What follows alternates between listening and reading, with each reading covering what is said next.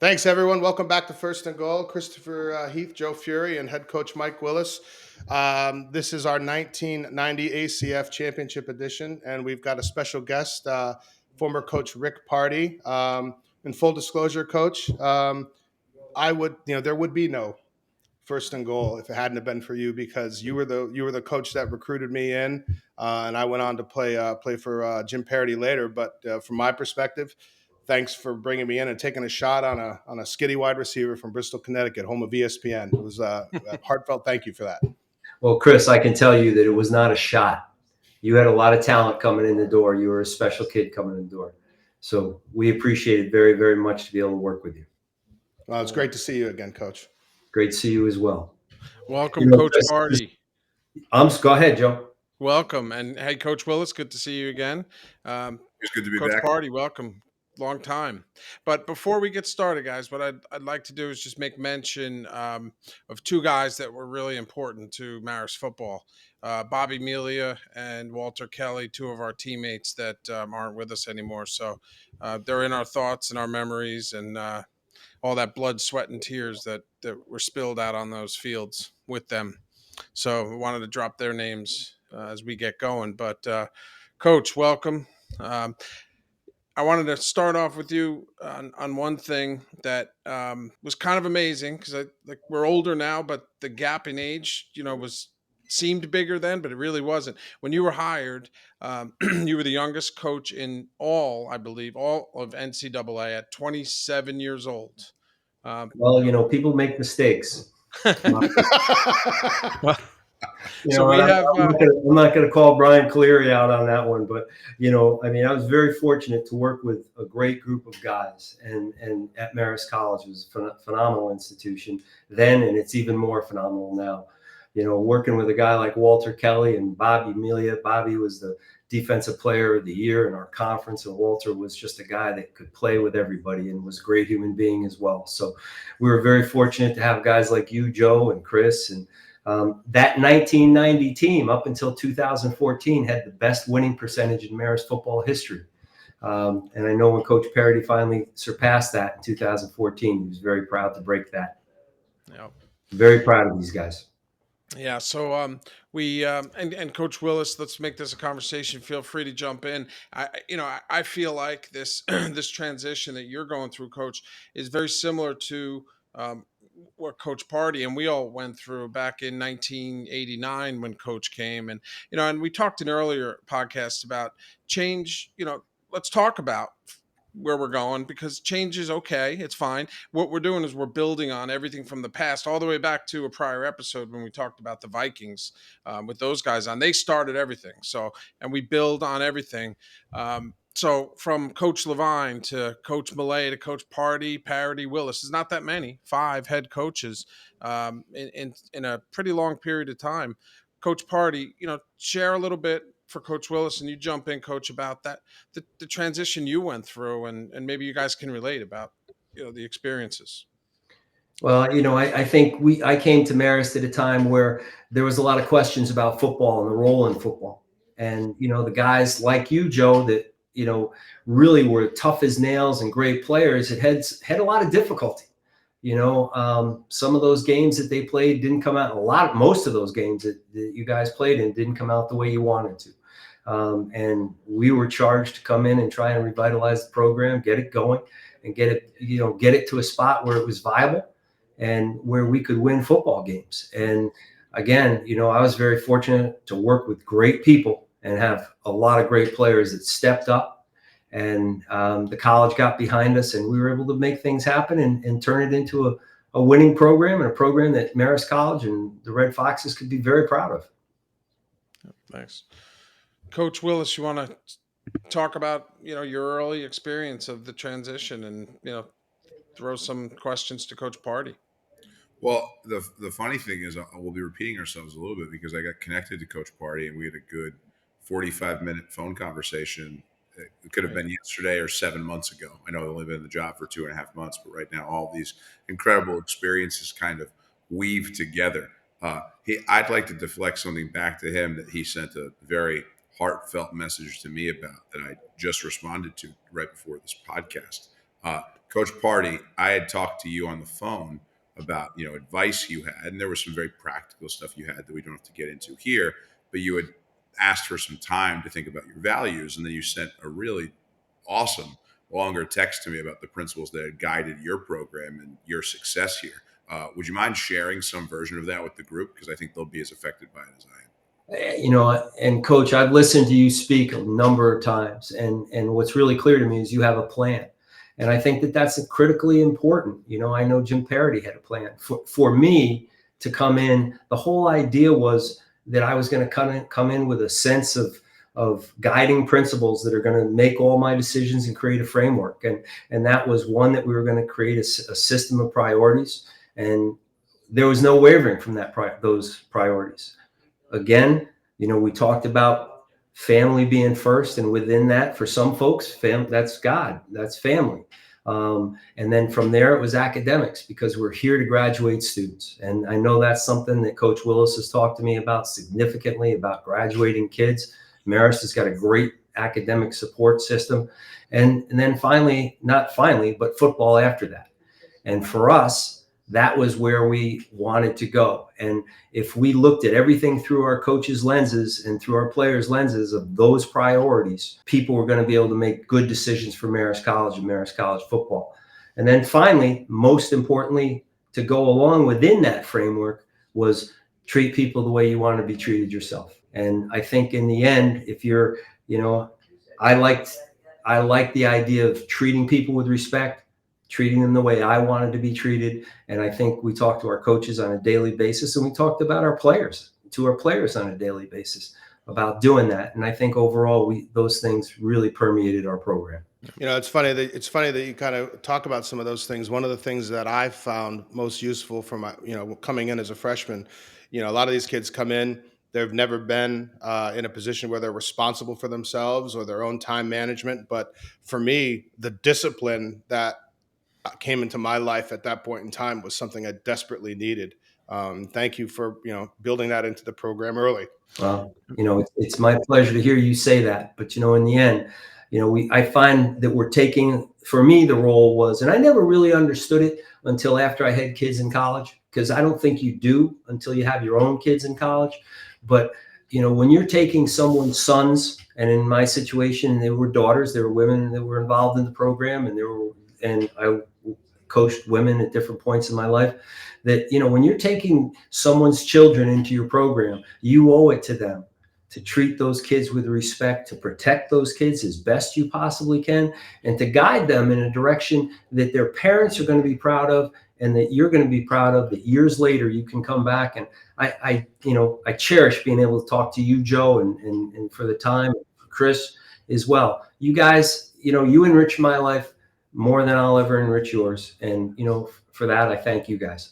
Oh, it goes both ways, Coach. And, your dad was, on staff. So, you had to bring some adults to the staff, being, I always said a year older than Chris Douglas, but, I'm still going to stick with that. Our kicker was older than Coach Party, but your dad was there.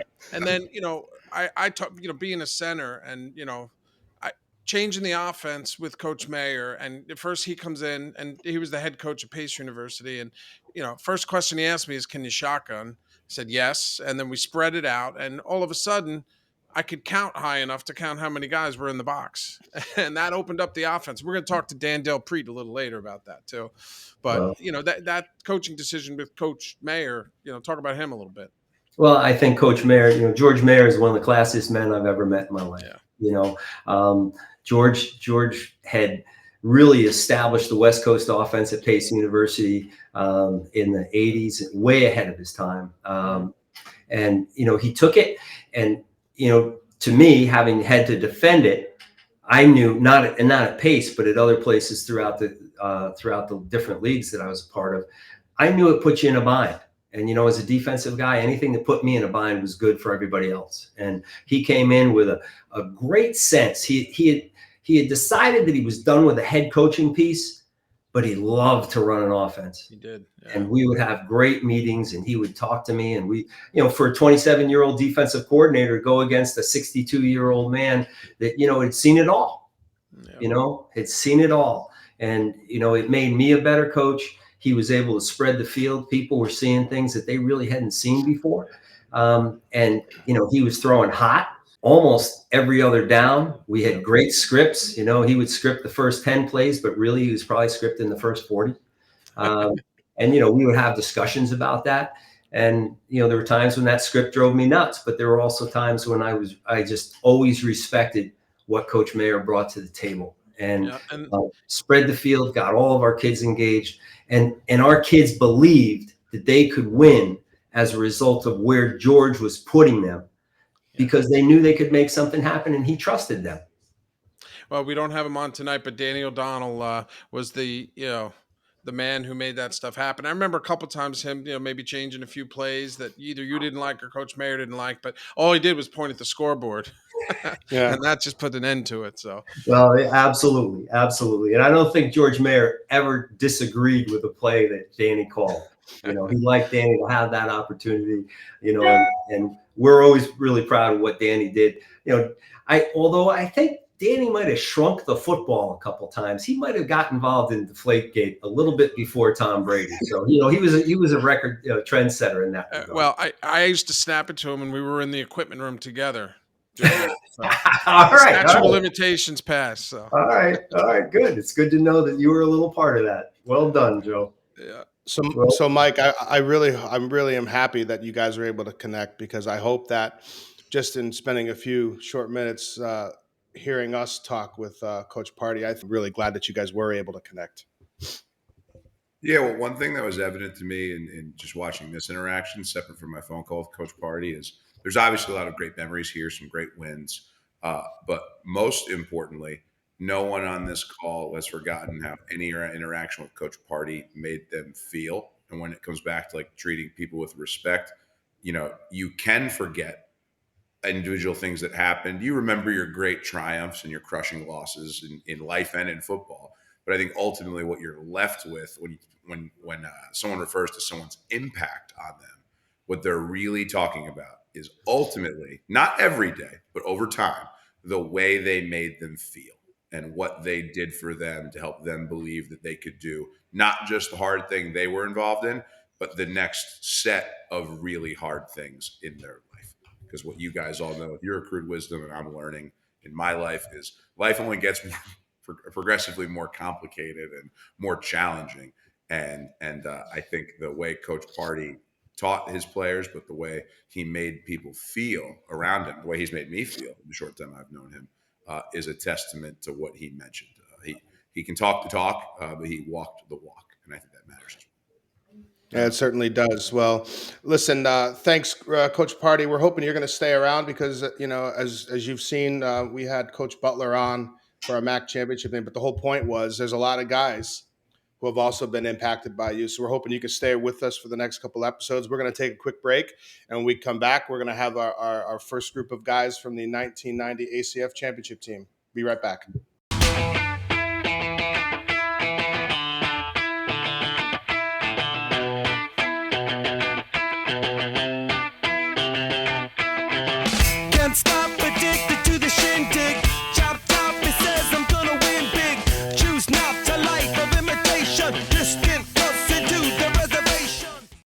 Hey, thanks everybody. We're back. We're back on First and Goal from the commercial break with members of our 1990 ACFC championship team. And before we get to our first question, I think I've got one more promotion that needs to come in from the outside. Let me see if he's here. I'm looking. Oh, there he is. Hold on. Here he comes. We have a special guest. The Mickey Mantle of Marist, Chuck Mullally, he's cleared Customs and Border Protection, and he's able to appear. It's outstanding. Charlie in the house. Okay. All right. So Tommy, my first question's for you. As I'm looking across at you, man, it's like about 2 weeks ago, we actually filmed what ended up being our second episode in our series of episodes. But I got to spend some time with your dad, and in all the years that I've spent involved with Marist football, I had never met your father before. What an absolutely fantastic human being. It was great spending time with him. What was it like playing for your father's alma mater? It was a really big honor to do that, have that opportunity. And I think, like he said on the podcast, I didn't have a choice anyway. So, no, but it was great, and I'll never forget. I was in the locker room freshman year, and we were passing out jerseys, and another freshman got the number 62, and I think Coach Millay knew I was a little bit disappointed, and he made the decision that I was going to be able to wear number 62, and so I was able to wear that all 4 years as a starter at Marist, and it was a great honor, and very appreciative of all the opportunity that Marist College has given all of us in my family, from starting from my dad to my wife to my brother. So we go back a long way. I practically grew up at Marist. Remember swimming where the Lowell Thomas Center is now. It was a swimming pool, and we had great clam bakes and Ah, a lot I of didn't good know times. that. Lowell Thomas was an Olympic swimming pool, gazebo, great party spot. Very cool. Well, Tommy, let me say this, if you don't mind. Let me just stick this in. Nobody wore 62 as well as you did. Thanks, Coach. And honestly, you wore it well, and you let everybody know that you were wearing it well. When you wore it. Yep, I like that. absolutely. And we had some. This is a little O-line heavy segment, by my heavy hand. Chuck, you're special, so we're letting you in. But and there were some really good players, but Tommy, and I'm not sure there was anyone better than you in my time at Marist. And we're going to talk about so we're going to get into some O-line stuff a little bit later. Smokey Jr. You mentioned '86. We came in together, and by the end, it was yourself, me, and Bobby through the last year there. So a lot of change happened during our time. We won some games. We not, as Coach Party said earlier in the beginning, not as many as we would have liked, but a lot of positive change happened during that period of time. So use this, jump in with Coach Willis, talk about what you remember about that transition, and see what his thoughts are. I do remember it very, very well. Like you said, Joe, we had some couple of rough years, freshman, sophomore year, and I think our class were really itching to get better and to win, and I think the administration recognized that, and so it began that they were going to go a different direction in the coaching position. We got to be part of that process. Myself, Dan McElduff, I believe Pat Kerr at the time, were appointed by Brian Cleary to be on the coaches committee to help be part of the selection of the new coach, which was a very good experience for 3-4 young guys to go through that with the administration and with the athletic director, and to see what that is all about. That was a really growing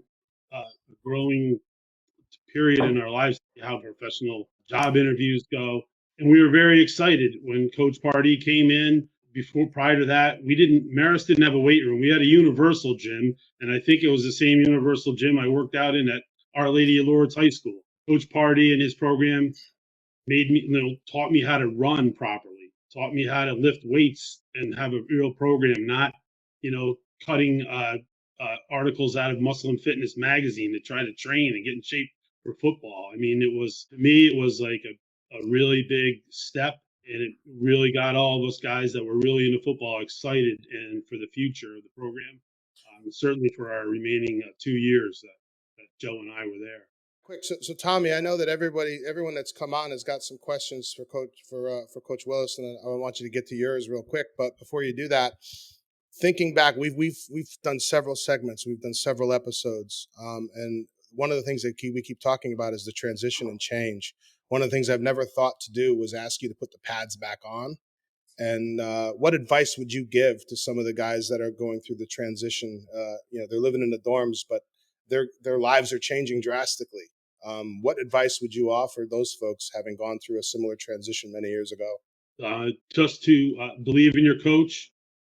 Make sure you're giving him your best effort. Do what's asked of you. Work hard. Be selfless.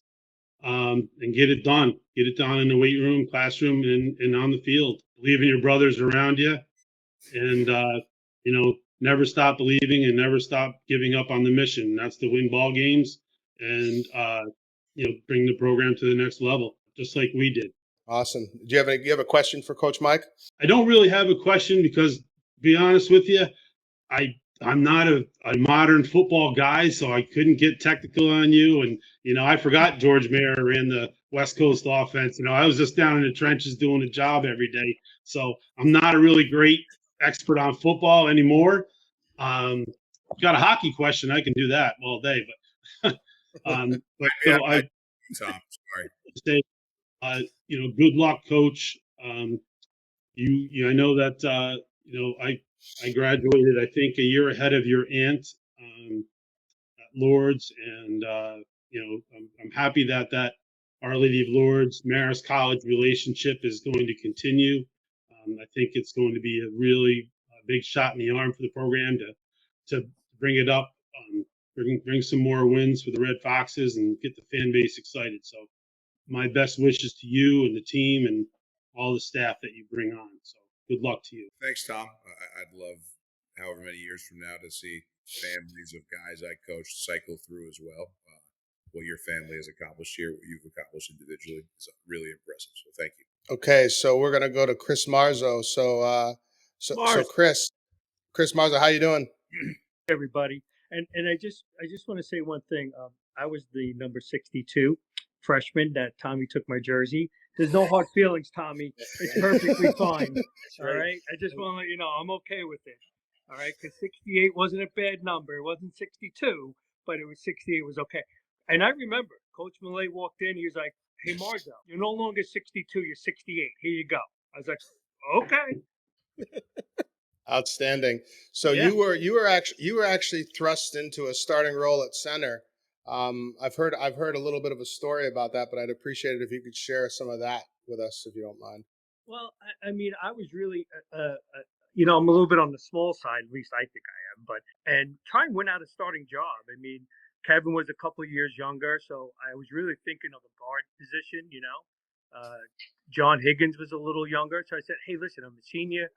Let me go into camp the best shape I could possibly be in and see if I can win myself a position, And the whole thought process at that point for me was, hey, you know what? I want to leave the sport on my terms. I want to leave it on my terms. Even if I don't play, if I go in being prepared 100%, then I'm leaving it on my terms no matter what.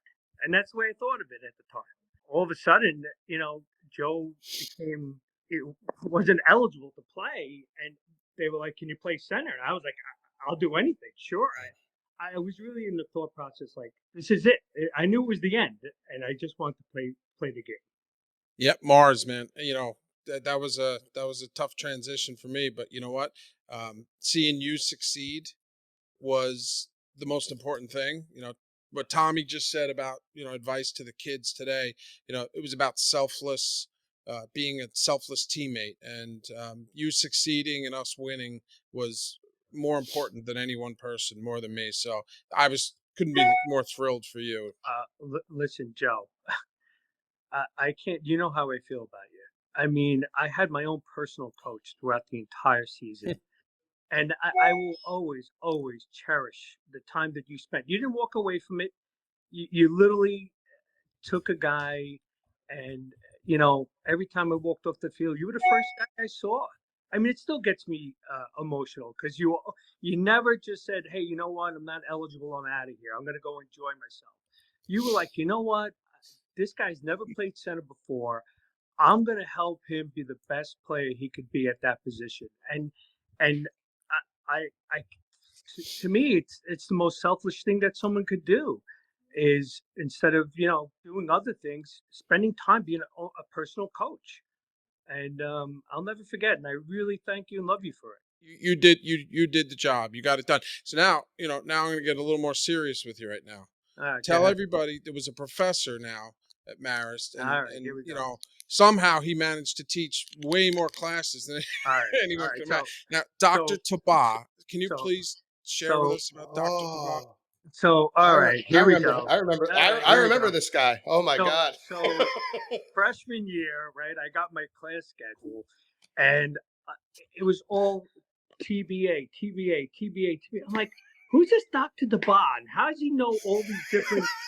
How does he know all these different subject matters? I'm like, how's he teaching math and teaching history? So Joe looks at me, he's like, Dr. Taba? He's like, that's to be announced, you ass. What's the matter with you? So listen, you learn something new every day. I was a freshman. Joe, to this day, I think every time I went into the local bars, it was like, hey, Lords with the Lords. yeah, Dr. Dubai is going to be there on Monday morning.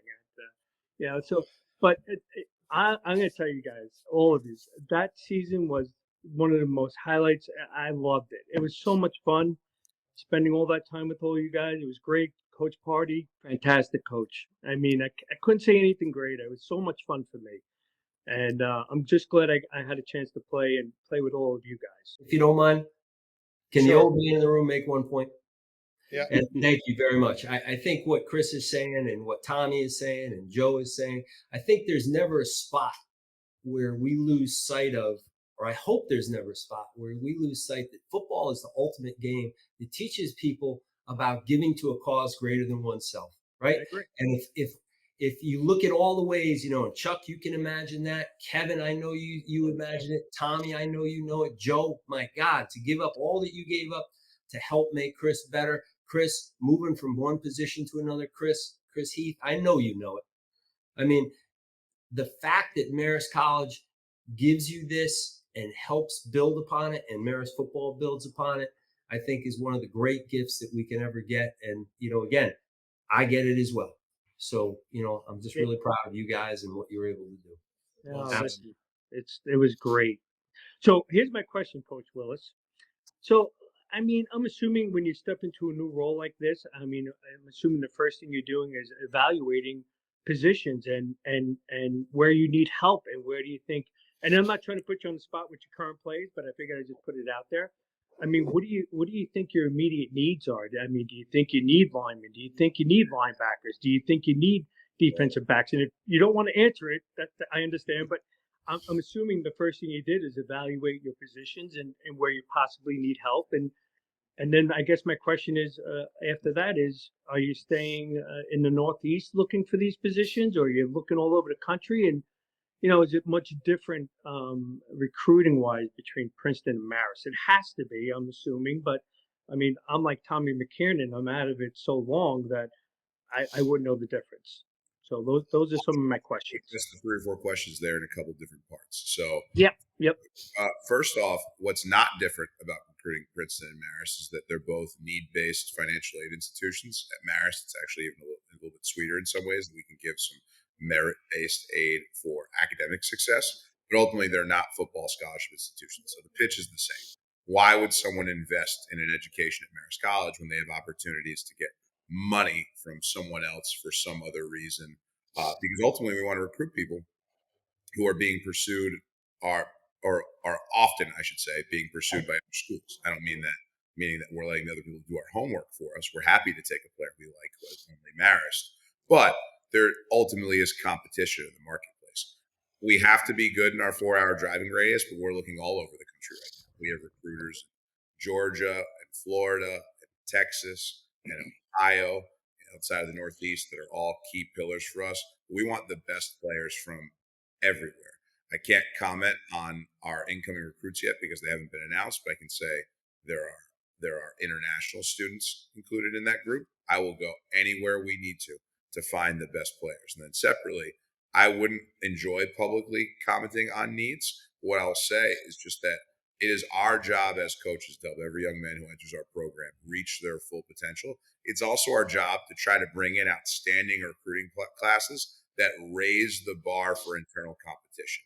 If in each position group we are thick with talent, as you guys are aware, naturally that will produce better practice, better competition. Iron will sharpen iron, and we'll be ready for those games. But I'm thrilled with the way the guys are working. We have our 4th spring practice tomorrow morning, and so enjoying coaching the guys who are currently on our team. They're really stepping up. Thank you. Kevin, you probably we overlapped, I think, one year Maybe you remember, maybe you don't. But one of the things that you scared the hell out of me, man. I got to be honest with you. And I think it was about seven years ago.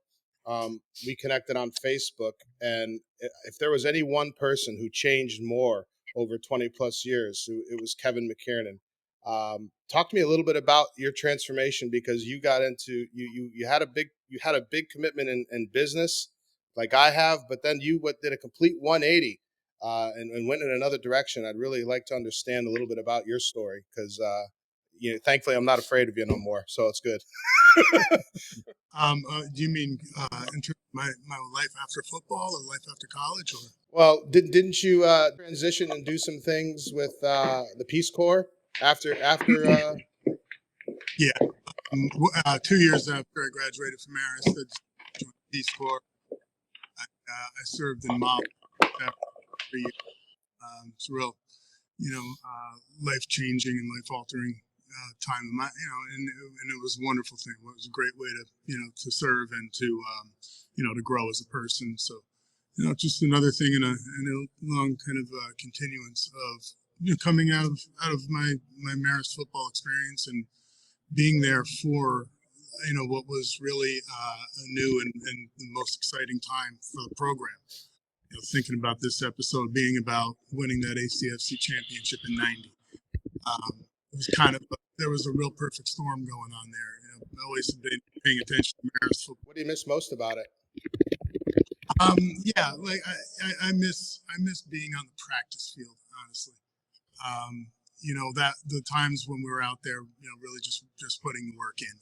When I think about kind of the memories, it's not about the games. I really don't have nearly as many memories on the game playing field as we do on the the Monday through Friday playing field.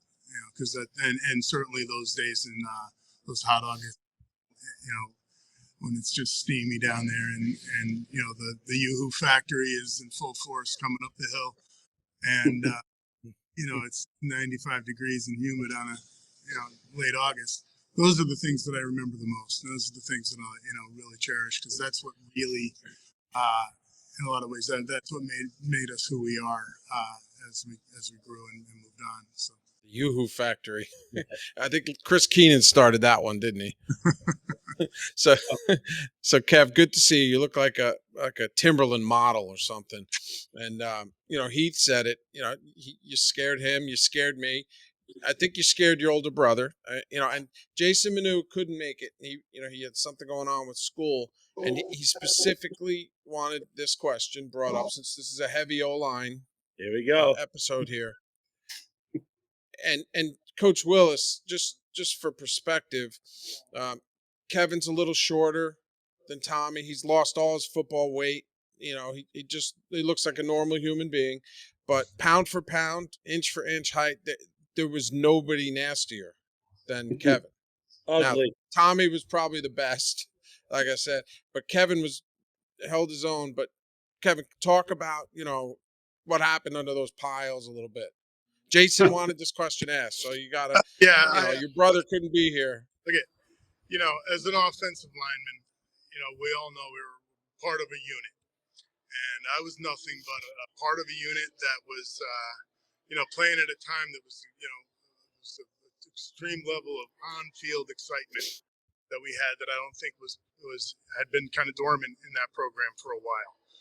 A whole lot of guys that were coming out of championship high schools, and guys that won championships in high schools, and they still had that, and they wanted to feel that again. So when Coach Party came in, and that was my first year playing football in college, the excitement around the program, but particularly in the weight room and on the field for all of us, it just was an awakening that we were a very intense, fired up team, and being part of that unit as a freshman, being able to get some playing time as a freshman, I just got so caught up in it. It was really exciting, and there were some psychological techniques that I might have employed, because as Marzo said, as the two guards, me and Higgs and Mars, we were pretty small.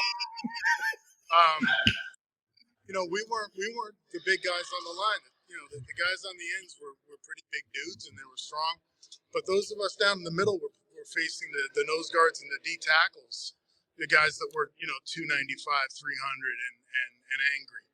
And there had to be some other things employed, some other tactics that we used to be successful down there, and I think we were to a great degree. This is a guy selling himself short. This is right. This is a guy that runs a 4.640. Right? Yeah, 4.640. Brought me out of a helicopter, I'd go 40. No. He could fly, and then bench way in the 300s, and squatted in the 500s, and every day brought this nasty intensity with him that people would sit back and say, why do you think everybody says they're afraid of Kevin? Because Kevin, any place he could, at any moment he could, anywhere he could, anywhere. And he did it very, very, always clean. Look at that smile on his face. Thank you, Coach. All that aggression. And to my point, all that aggression, all that hostility. I didn't see him going to the Peace Corps. Kevin, do you have a question for Coach Willis? Yeah, Coach. Just quick. When you look at the schedule coming up for this season, what games what weeks do you pick out right away? Like, which is the first one? Then you look at that schedule that your eyes light up for one reason or another, and why? That's a great question, Kevin. I am focused squarely on our very first game against Georgetown, and that is for no reason other than that it's the game on our schedule. We are very, very, very process-oriented here at Marist College Football, and so we honor each game we get as a unique contest where we seek to win each day, ultimately win the week, process it, grieve or celebrate for a short period of time, and then move forward to the next game. The guys very rarely hear me talk about achievement-based goals other than to win the game that week. Instead, we try to focus on great process and great responses to different events that ultimately will create good outcomes. But there is no bigger game than the game on our schedule, September 7th, Georgetown. I'm very excited for that. All right, so let's go ahead and Chucky. I don't even know what to say. You brought so much joy and passion to the game. I've just been completely in awe of a lot of the things that how much pleasure you brought to so many of us. And it wasn't necessarily always on the field, but it was in the locker room, man. There were just certain parts of what made you. I mean, as I see you, I'm watching you on this podcast, and I had to mute you, man, because you started laughing so hard at something Kevin said. It's like you're testing me, man. But it's great to have you on. Oh, dude, it's so awesome to even be here.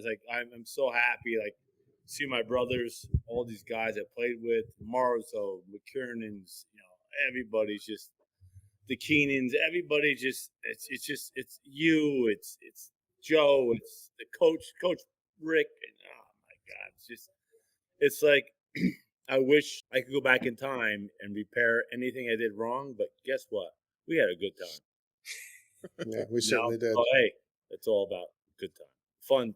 Fun, exciting, energetic. And Coach Willis coming in now. He's got the perfect timing. This is going to be the death cloak of he's going to win so many football games at Marist. I guarantee it.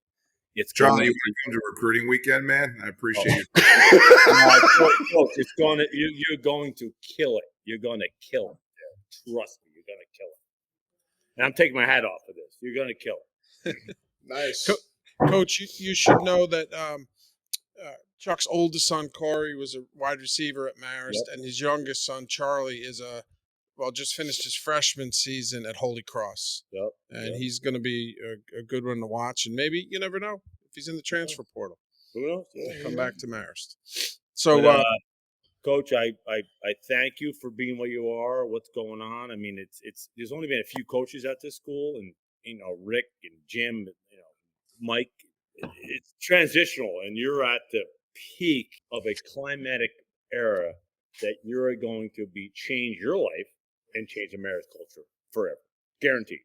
Two things we want to talk about, Chuck, and you could talk about with Coach Party. One is. And this is Coach Willis. I mean, would you ever have a player that you'd consider to go both ways in college? Ooh. Yeah, The exactly. short answer is yes, possibly. You're We've done talking. it times at Princeton, but they've usually been an All-American on one side. Yeah. That's been the Preseason, not hard preseason, fast All-American. rule with the guidepost. So to Chuck, you talk to Coach Party about you walking into his office, talking about going both ways, but also, and Coach Party, maybe you talk about just the time in practice where we were going to practice without a helmet, and how serious you were about that, Chuck.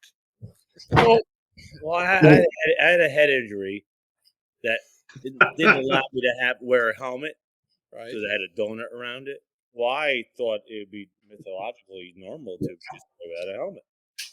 And I guess it didn't go over too well with the coaching staff because you have to have a helmet to play football. And playing both. Coach, now, come on. There you go. And play both ways. Oh, yeah, and play both ways, by the way. Remember that conversation? I think Chuck needs to talk about playing both ways. That's his thing. Let him go with that, and I'll chime in afterwards. Well, I come into your office and I sat down. I said, Coach, I don't know why I squat so much. He's like, well, because you're strong. I'm like, yeah, but it's kind of weird. My legs aren't that big. He's like, but you're strong. I'm like, can I play defensive end and outside linebacker too? He's like, now you're being selfish. No, I'm not selfish. I want to play both ways. I think I'm better than anybody. He's like, okay, Mr. Selfish. Jack, get out of the office. I cried, I cheered, and I left. I found out I wasn't playing both ways, but at least he put me in my place. Coach did. I thought I probably was the best player on a football team. Didn't work out too well, but figured it out. Oh my goodness! And you know damn well after I left the office, you knew I could play defensive end and outside linebacker. You know I could. Absolutely, Chuck. There's no doubt you could play both those positions. I had no doubt about that. I just had to envision George Mayer and myself, and Chuck, George looking at me and going, he needs to carry the ball. I know. He needs to carry the ball. He's my guy. He's my guy. He's touchdown Charlie. The best part of that is you brought out of that meeting the term selfish. and I would hear practice all throughout practices. I'd be selfish, Charlie. And you and I would look at each other and they go, "You're being selfish. You're being selfish." And I heard it. It wasn't.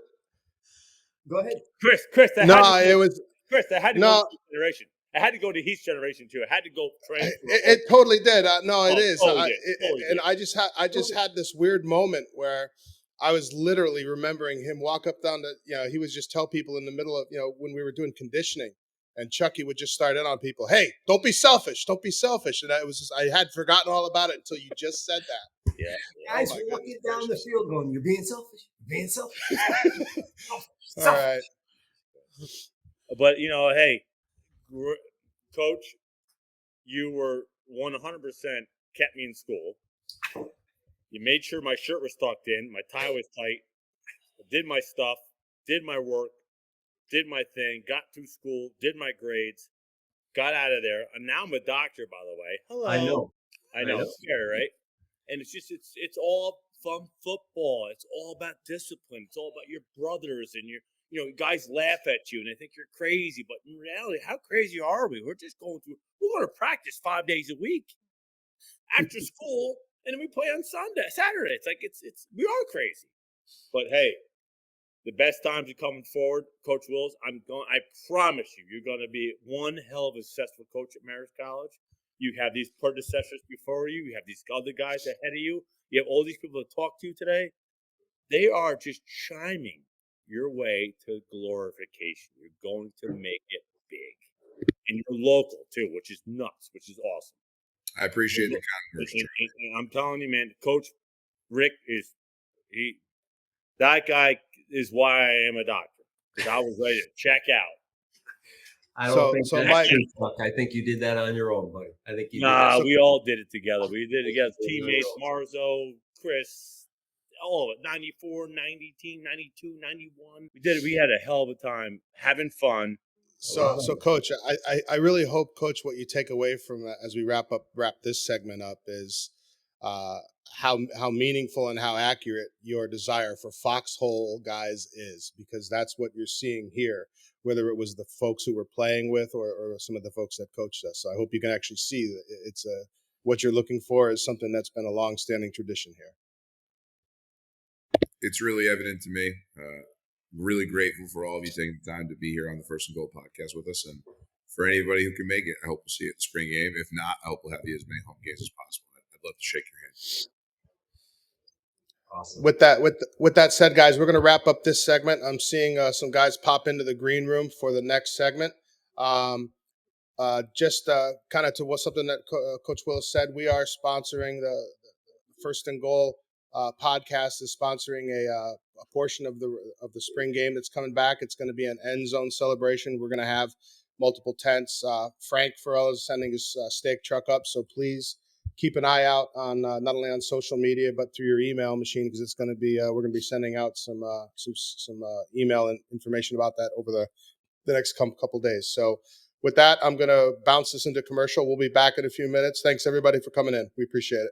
Great seeing you guys. Kick ass. Great seeing you all. Great seeing You all, all of guys. you guys. Love all you guys. Yeah, Love it. listen, love you guys, miss you guys. Great seeing all of you. Amazing night.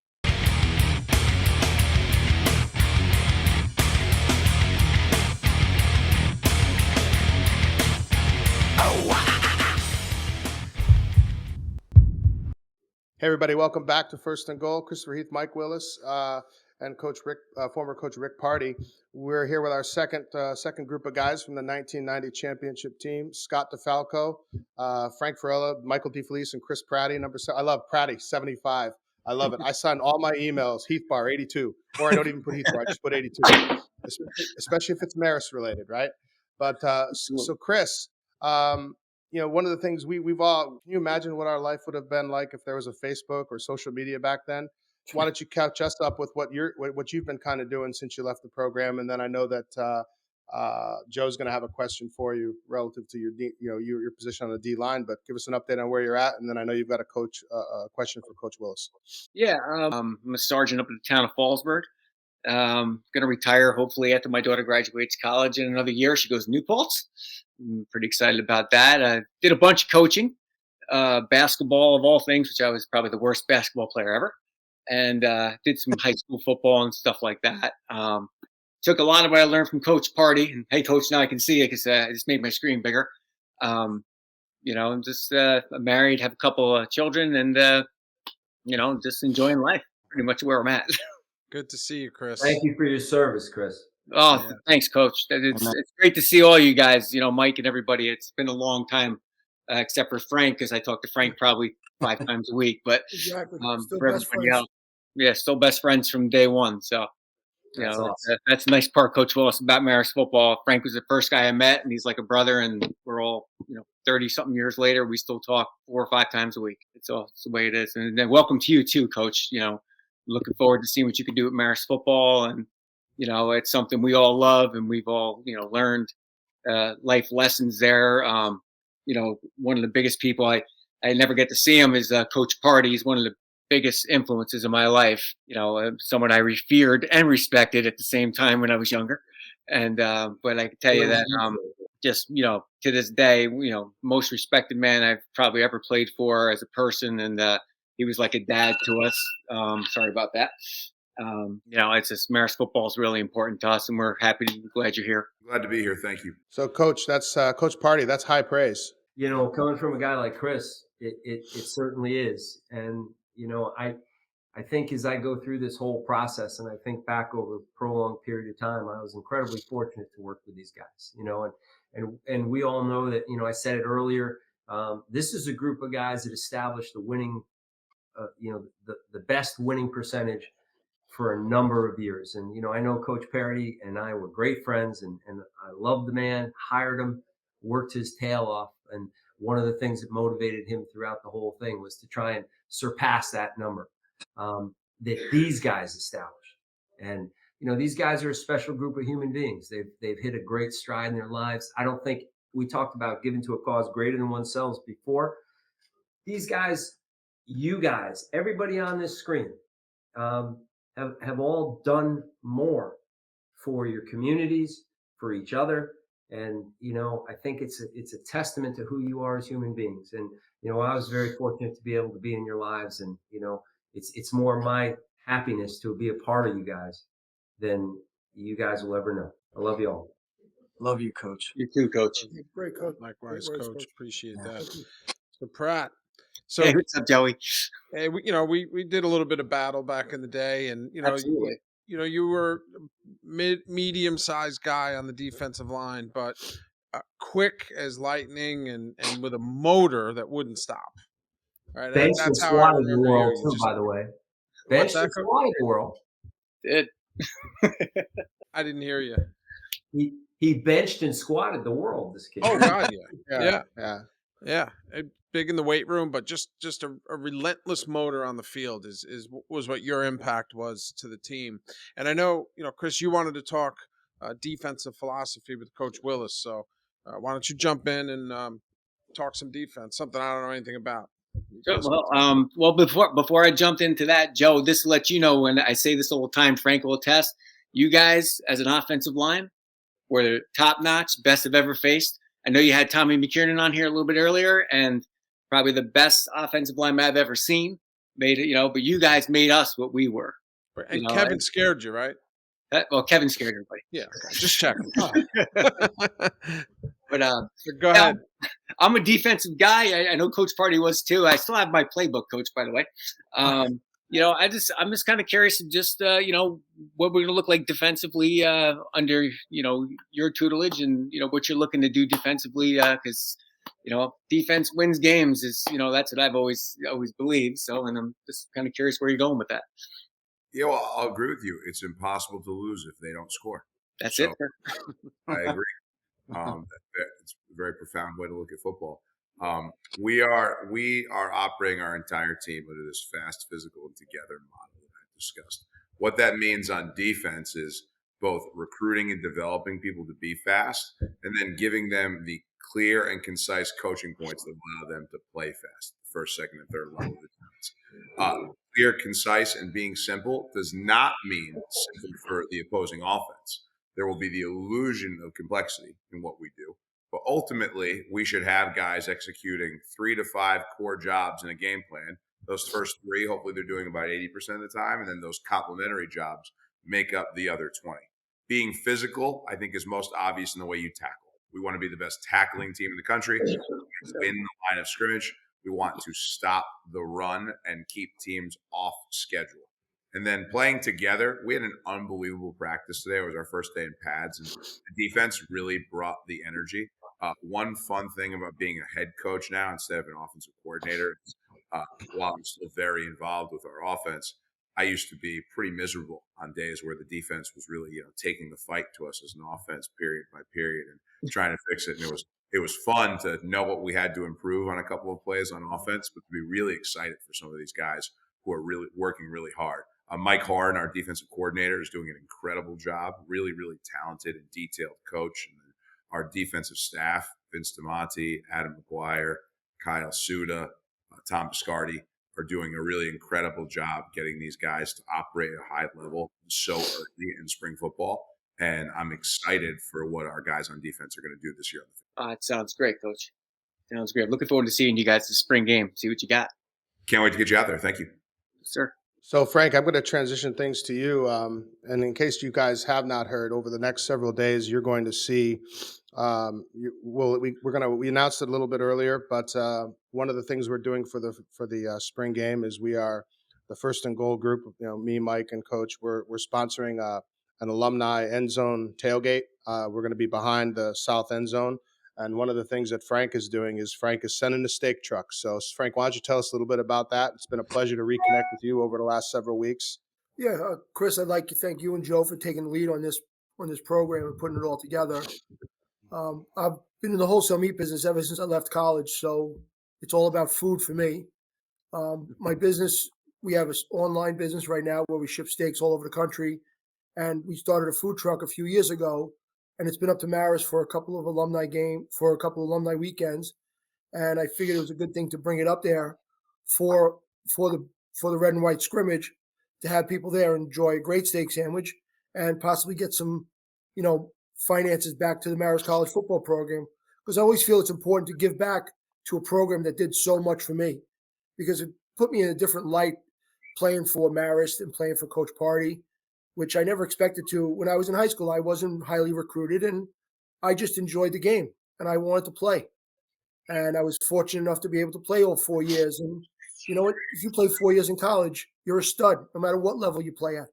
That's right. Whether you play Division I, Division III, you're still a stud. Because only 7% of the athletes actually play in college that come from high school. So I was fortunate enough to be able to play for Marist College, and it created a lot of great friendships. Like the guys that are on the screen right now, if I saw them tomorrow, I'd hug them, and they're my brothers, and nothing's ever changed. A little bit background on me: I coached football for 10 years, Pop Warner, 7th and 8th grade. Won a few Super Bowls with it, not national Super Bowls, but in our group. Had a bunch of great kids I'm in northern New Jersey, so that hotbed of football in Bergen County, Bergen Catholic, Don Bosco, and that whole group. Frank, what town did you coach in? Harrington Park in Norwood, Awesome. Yeah. or part of Old Tapan High School. Yep. Yeah. One of the kids I coach is actually starting safety for the Rams and was a 4-year starter at Ohio State. So, and I used to run sprints with them and beat them all the time too. So, When they were 5, right? Doesn't surprise me. no, they were 7th and 8th graders, Joe. So Frank, since we left, I mean, I've seen you around at games and things over the years, more than some of the other guys. So you've stayed close to the program over the years. Maybe more than others, but a lot of what this whole podcast is about is to bring everybody back. So talk a little bit about what it means to you. You touched on it a little bit, and then jump in and ask Coach Willis what you want to talk to him about. Okay. Like I said before, like Marist is a family to me. Yeah. I was very fortunate enough to be with the program and be best friend of Chris Pratty. Actually was the host for Mike DeFelice. Sorry, Scotty, I brought him. Love him though. But it's just the brotherhood just never stopped for me, and I always wanted to try to give back whatever I could.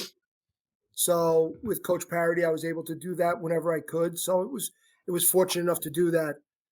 So the thing I wanted to Coach Willis is how do you really want to bring? Obviously through this program, you want to bring the alumni more back into the program to bring us back to the family.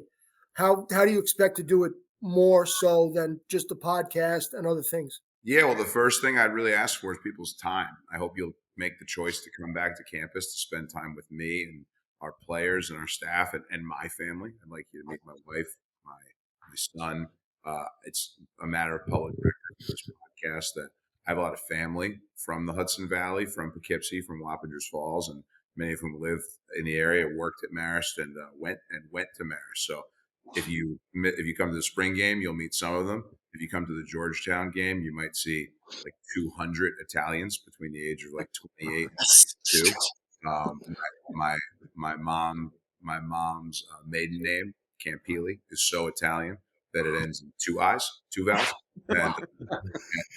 And I would like you first to come back and spend some time with me. And then ultimately what I hope you feel as you get to know me a little bit better and I can talk to you as a group and individuals about kind of the priorities that we have as a program, but also just the lived reality of the cost of running a Division I football program continues to go.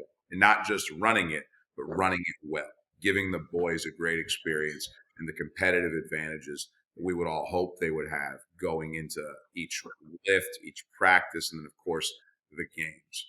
I'm so eager to share those with you. Some of those things I've already talked about. Some will be things that I'll appeal to you guys privately on about unique priorities. But first, just come spend time with me. I'd love to get to know you a little bit better. And I'd love the first time we have a conversation about investing more than your time in this program to not be a cold call. I'd like to make you guys friends and partners to me and to this program. I'm only a steward here. This is really what you guys built and what our players will continue to build. And just can't wait to get you back. And to eat, Frank. I mean, you said you said food's your whole life, Yes. Football, but food definitely wins a bronze or even a silver medal. So I'm looking forward to the steak trip. Good. So I'm gonna transition things to Mr. DeFelice. Mike, I don't think I've ever had an opportunity to thank you because there was, I was coming in and I talked to Coach Party earlier. He took he took a chance on a fast little kid from Connecticut, but I remember this succinctly because I didn't, I wasn't Heath Bar, growing up. I had a different nickname. But I'll never forget when you found out that nickname was. You always went out of your way to kind of make me feel comfortable and refer to me in that way. It was just the smallest, most subtle detail, but your character and just you're always willing to just make me feel like I was part of something bigger, and never got to thank you for that. So I'm 52 years old, but thank you for that because I really appreciate how important you were to me when I was young. Trust me, the feeling's mutual, brother. It always has been. Talk to us a little bit about what you've been doing. What you've been doing since you left Marist. I know you've been doing some coaching and some high school coaching. I'm gonna let Joe talk to you about one. It's very small, but it'll probably ignite the fire between you and Mr. DeFalco. But I'm gonna let Joe handle that. But why don't you give us a little bit of an update on what you've done since you left Marist? Everything that I went to Marist to become is kind of what I've been doing. I went to Marist and studied special education and become a special education teacher and administrator, and been coaching since the day I left, from high school to college and back to high school again. So, which is what I'm doing now, teaching special education and coaching high school football.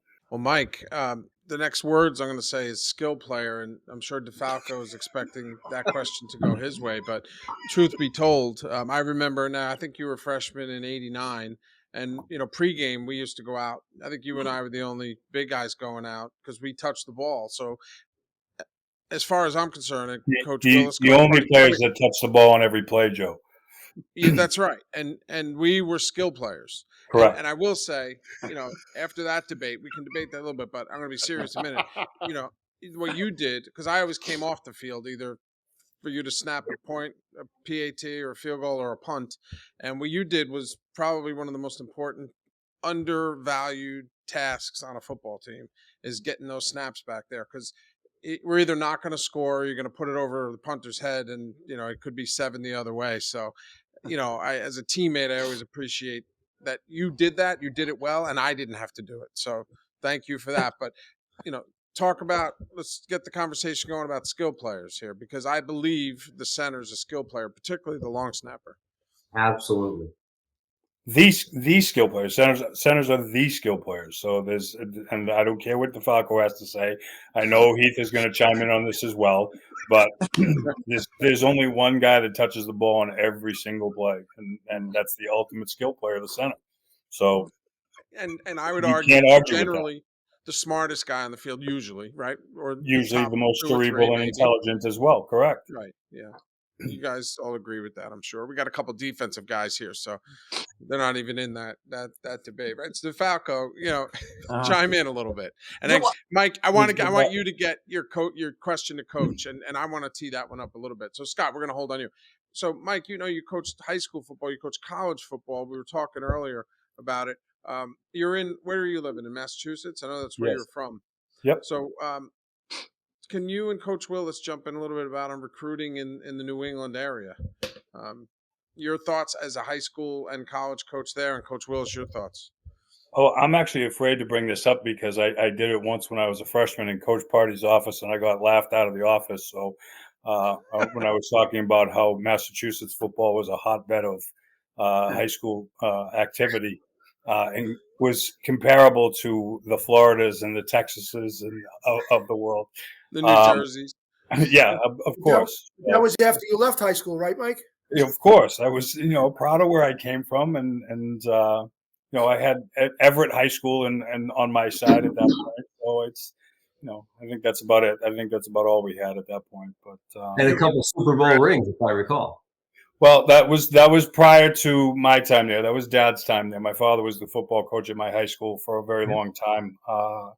Retired. I drove him into retirement. He retired after my sophomore year.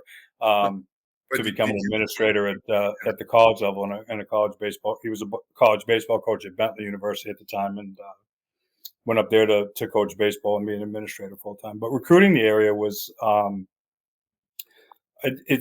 I don't want to say it was an easy thing to do in my time, and obviously coaching it, and all three programs that I coached at were in Massachusetts, at UMass Lowell, at Endicott College, and at Tufts University. Recruiting the area, I don't want to say it was easy to do, but it was comfortable, I guess is the best way to put it, because there was a familiarity with the area, with coaches, and my experience with other gentlemen because of my father and the amount of time that he spent in coaching. But I think that it's the New England area is a overlooked gem a lot of the times by bigger programs. So I've not overlooked it at all. My whole background is as a New Jersey and New England recruiter, and then looking nationally for offensive players during my time as the OC. But I have a deep reverence and respect for it. Mike, did you say you played at Everett? no, I'm a Winthrop boy. Everett's right up the road from me, and Coach DiBiaso is a lifelong friend, fortunately. But no, I did not play there. Yeah, he's become a buddy of mine too. As I've recruited the region, very good man, great coach. But we take that very seriously. That region seriously as part of our backyard. Our defensive coordinator Mike Horan and Coach Vince DeMonte are responsible for recruiting Massachusetts. We have guys all over the area. We prioritize that as a local region, and just like I spent time at my last stop convincing people to drive through and pass to come spend time with me in New Jersey, I look forward to showing the best players from the region why they'd want it. But New England, very, very important to me personally. Scott DeFalco, LA Smooth. Come on. It's funny. I don't remember, Coach Willis, if you remember on the MAC Championship edition, but Coach Butler made a reference to Hollywood. That's Mr. DeFalco. He was always called Hollywood in the backfield. But I actually had a very special reverence to Scott. I gave him the nickname of Sensei. It's more of martial arts, kind of an homage in martial arts to an instructor and a leader, but somebody who teaches you, because he really was so instrumental in kind of allowing me to not only grow in the position, but to be a better person and a better human being. So, Scott, thank you very much for all you did for me over the years. We've been able to keep in touch. But tell us a little bit about what's going on out in LA, a little bit about yourself, and then I'm going to throw you a curveball. Well, Chris, first of all, thank you. And, from the very start when we met, I saw something special in you. I told you that. I knew there was. You were a little, not a little off balance at the time. And I said, don't worry, you're going to find your balance and you're going to have an incredible future. And that's exactly what's happened. So that's a tribute to you. And it was an honor to sort of mentor you then. But Deef, you there, bro? Yep. Okay, two questions. Please be honest. They're yes or no questions. Okay. Number one, am I smooth? Michael, yes. Thank you. Number two, am I pretty? Michael. Come on, Mike. Deef, come on. Yes or no? Yes, Scott. Thank you. Okay, that is a skill player. Okay, okay. Skill players dress good. They're pretty. They don't like playing in the rain. They don't like getting muddy. They like a perfect, nice, dry turf. They have their uniform just so. Okay, and they know how to present themselves before a game. If you remember, I was meticulous about that. That is a skill player, my friend. So No, I moving forgot. on from that, Coach Willis, welcome to our crazy little family of misfits. It is great to have you with us as part of the Marist family. I'm not sure, well, everyone on here I've kept in touch with over the years, so I'm not sure anyone will be surprised. There's a couple of videotapes somewhere where I actually say this during a practice. But yeah, I went to Hollywood right after I got out of school, been in Los Angeles, working in film, television, movies, soap operas, General Hospital. I've been at ESPN Radio. Right now, I am currently a national spokesperson, so I do morning Lifetime shows across the country. And so I've just been working in that business for all of these years, which I said I was going to do. And fortunately, I was able to do it. And to this day, I use everything that I learned as a football player because as pretentious as I can be at times, and maybe a little in touch with my emotions. Okay, I would listen to Chicago before game, not Metallica. All right, I got. Why are you telling the world constantly. this? But here's the truth. Here's fact. Here's fact. When it came down to business and playing football, the only person I knew who loved it more was Michael, and the teammates that I played with. We were all committed to what Coach Party established, and I really, really, really want to stress that because this is almost surreal for me. Because I remember vividly after we did our 1040s in 5 minutes, that conditioning program. I'm sure all of us remember it well. We were all gasping for air. Coach Party called us all around and he said, "You guys don't even realize this, but you are the foundation for the future of this program. And all teams after this, players, coaches, etc., are going to owe you guys a big thank you because of what you are going to establish." And that is exactly what happened. We were the foundation. It was through his leadership. And I'm so fortunate to have played for you, Coach. And I'm so glad. My mother, who passed away a few years ago, loved you, absolutely loved you. She's a And wonderful lady. yeah, she loved you. I remember I came home. I was going to University of New Hampshire, and I came home and she goes, "I want you to go to Marist this Friday."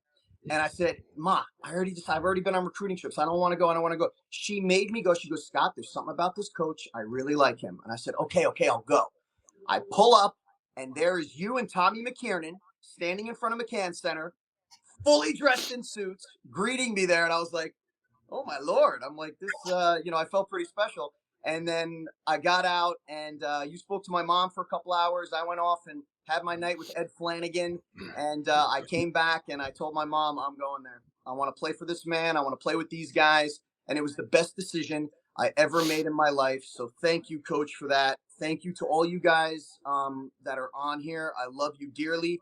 We had special team. We really, really did. And clearly those relationships and that special bond we have never died. And I am honored to be a part of it. So, Isn't Coach, that part Coach- of the Oscars Coach- where the band starts playing to cut him off? I've done it. Right. Before you do that, I want you to Scott, see if you remember a story, because I had talked to Mike Milo about this the 1994 podcast, but my freshman year. Yeah. First of all, Coach Party, I want Scott was so specific about being neat, and this was all one day. We weren't allowed to go out because the hurricane was passing over the campus, and we were in the McCann Center. And Coach, back in the day, that field, the McCann Center was not the only hardwood was for the basketball court. Everything else was a rubberized floor, so we had to practice inside. And I swear to God, to this day, I tell this story. I watched Rick Party walk over and open up the doors to see if we could go out and stretch. And he looked out and he put his hand like this, and the eye of the hurricane came over and stopped. And he made us go out. And I'll never forget, DeFalco took out a towel. Do you remember this? And he took the towel out. And he put the towel down so we didn't have to sit on the muddy, wet ground. It was so ridiculous. But one of the things that I truly remember about everything is that Scott cared about his appearance, no question. But Scott would mix it up with you at any given moment. Scott wanted to win. Scott was competitive. Scott, if you could get Scott the ball, he was going to do something with it. And his was he fast. Boy, was he fast. I mean, I'll tell you what, his pride and his abilities would shine through. This wasn't a guy that was going to let it go. I didn't, for me, whether he carried a towel out or not, it didn't matter, because the minute the ball was in his hands, something happened. And this isn't a guy that didn't work hard along the way. I give him a ton of credit.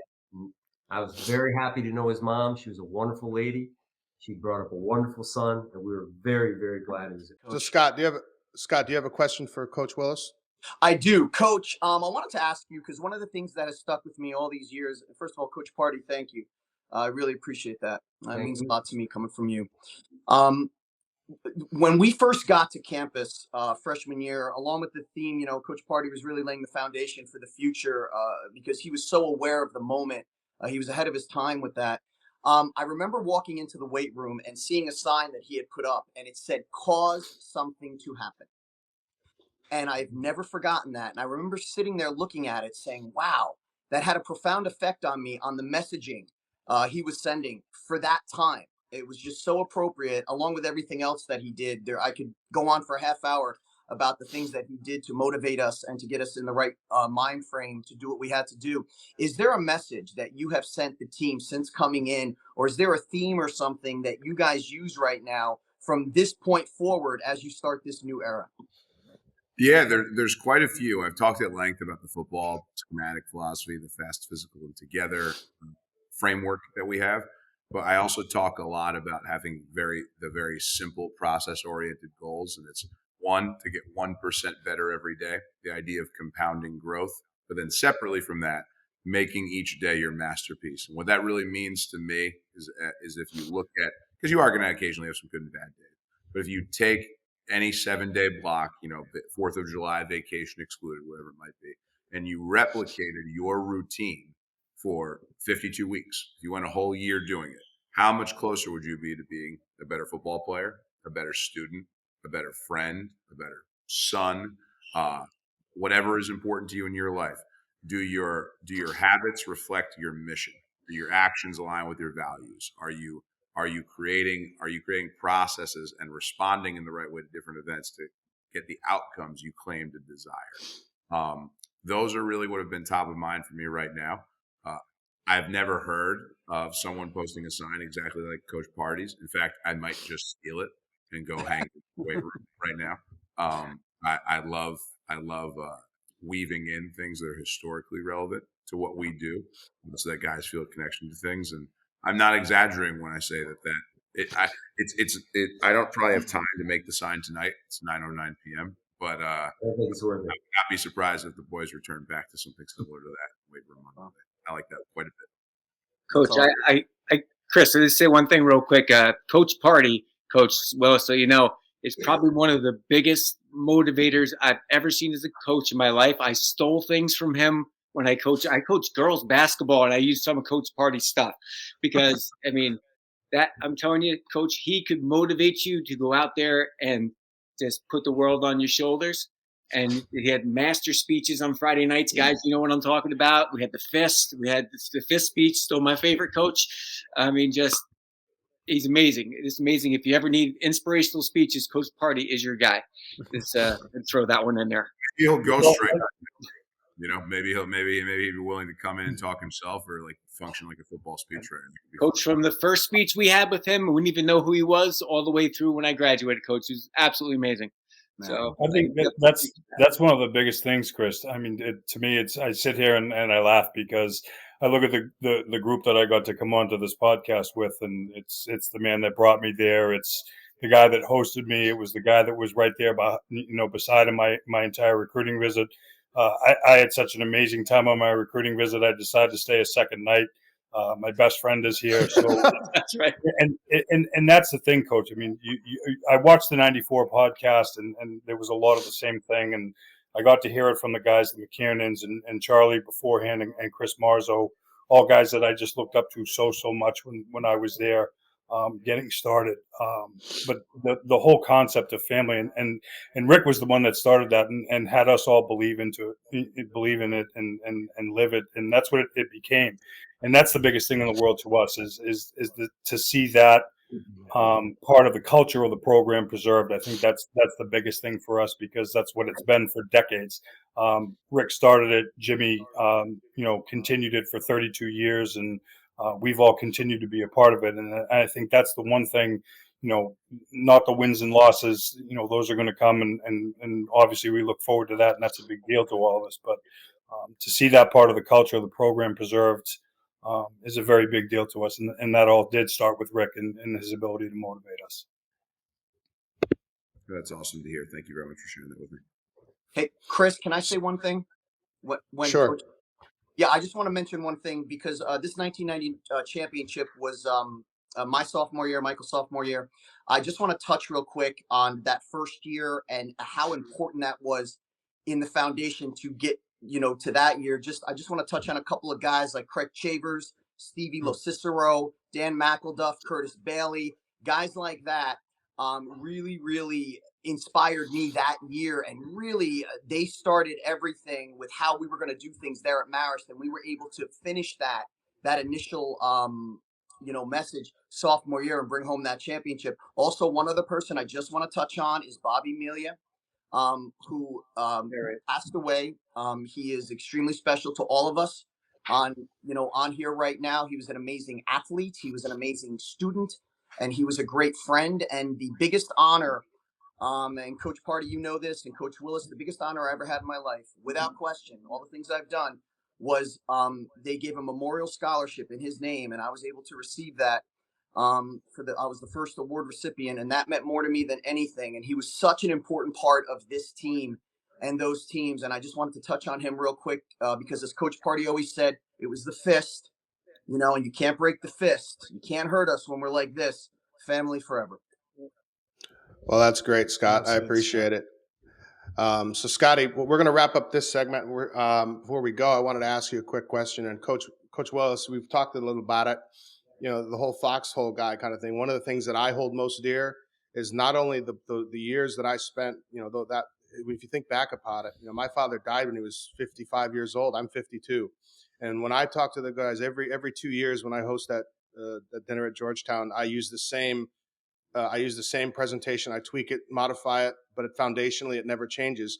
The pictures get added to it. And some of the things that have been the most important things to me, and there's one of these pictures is in there, was of Scott and I, because I cherish more than anything else the fact that we can go out and we can continue to have those relationships and friendships. So, Scott, I went to LA probably around 2013, and I was there to audit an enterprise architecture class at Loyola Marymount. Do you remember this? Do you remember this picture? Yes, I do. Do you remember He that? was Do so you much remember better that night? looking then. I was He was so much younger. Michael, whoa. Wait a second. That's not true. Okay. I've been able to maintain. Okay. But yes, Chris, that is an awesome picture. But I remember that. it was a great picture. It But was the great. best part of the night was not this, because I had connected with Scott and we went to Morton's and we decided we were going to have a nice little night. And the night was almost ruined when we were sitting there in the booth. And who came out? It was weeks after having he was in a little bit of he had a little bit of an issue that came up. But yes, the ShamWow guy, the guy that sponsored the ShamWow stuff. He came. He not only did he look at us because he heard Scott and I talking about it. I think that's the ShamWow guy. Yeah. He actually came over and he tried to get at me and he started buffing my head the whole time. Those are the types of moments, Coach. For me, those are those moments that really just foundationally just kind of mean the world to me. So, Scott, thank you for sharing that moment with me. I didn't know if you would remember that, but it was one of my all-time favorites. Of course, I remember it, buddy. I remember it like it was yesterday. That was a great All right, time. great. Yeah. All right, so I appreciate you guys coming on. We're going to take a quick break, and we're going to be back with We're going to be back with our third segment, but we'll be back in a few minutes. Good seeing you guys. Love you guys. Love you all. Coach Willis, good luck. Coach Party, it was great to see you. It was great to see you too, Mike. Best year, all.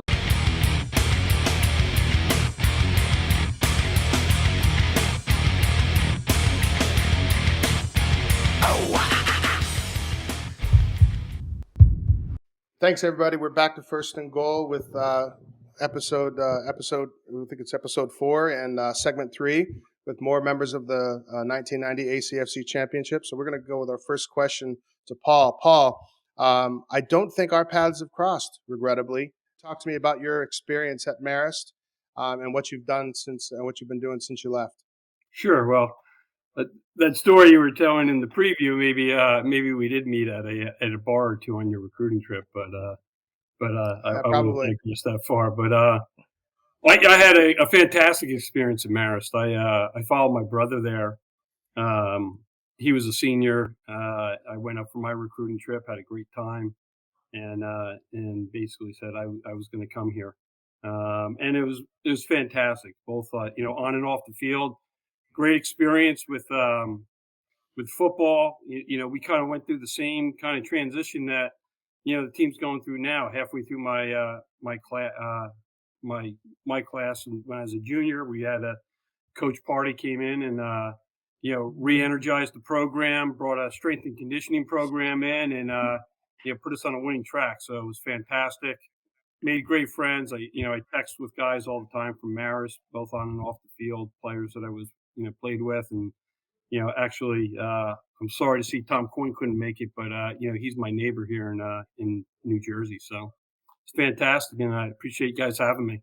Yeah, Paul, we got to get Coin and so many other guys on as we have future episodes. But when we were in the first segment with Tommy and Kevin were on, and of course, we had Mr. McKiernan on in an earlier episode with the Vikings. So we talked a lot about legacy, and you're one of a select few of guys who have had a son play on the team. So talk a little bit about legacy now, what the experience is for you, how that feels. And I know you wanted to talk to Coach a little bit about support from the alumni and what he needs. So you could throw that question to Coach.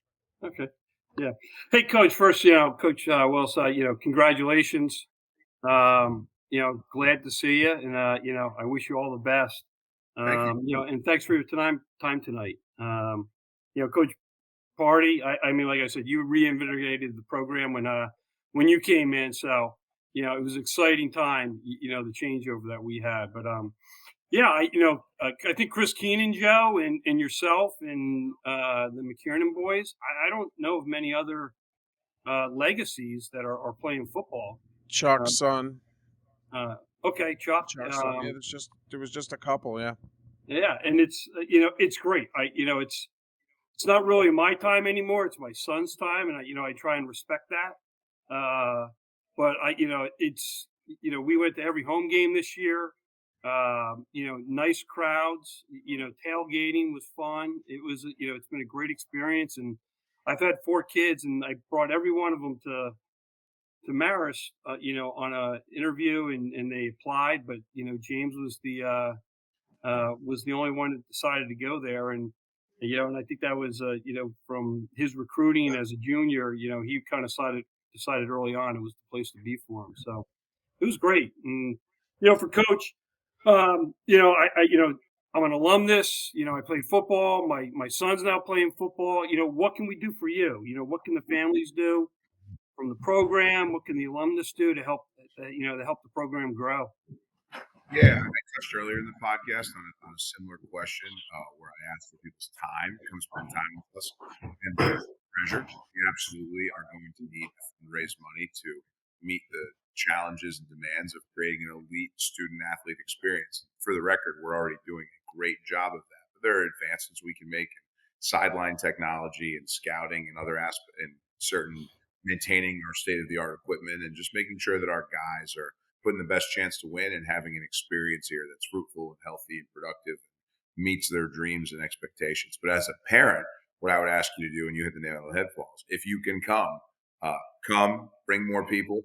A great game day environment at the FCS level absolutely does contribute to wins and losses. There is such thing as home field advantage. So I look forward to seeing you out here on the sidelines and in the stands in the fall. And if we pool our collective resources as Marist Football Brotherhood, one of the things that was so exciting to me in looking into this job initially when I was being interviewed was how strong attendance was for home games. So let's keep that moving. Let's elevate it, and let's just make sure we're around each other as much as possible. And I think some of the other fundraising conversations will flow naturally from some of the private stuff we'll talk about the spring game and some of the other public appeals I'll make here in the coming weeks.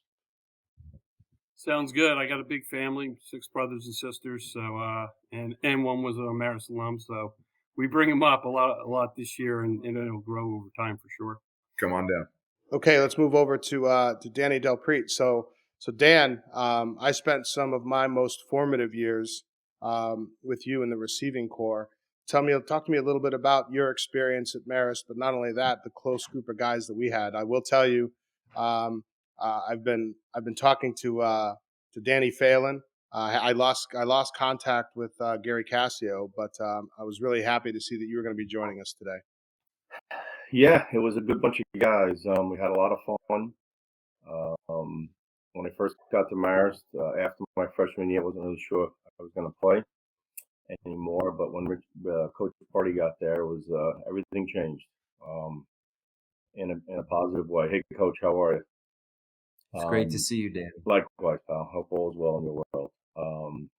But I still tinkle with Scott DeFalco and a little Mike Bello. But as time goes on and raising kids, you kind of stray away from college friends, but all is good. I can't complain.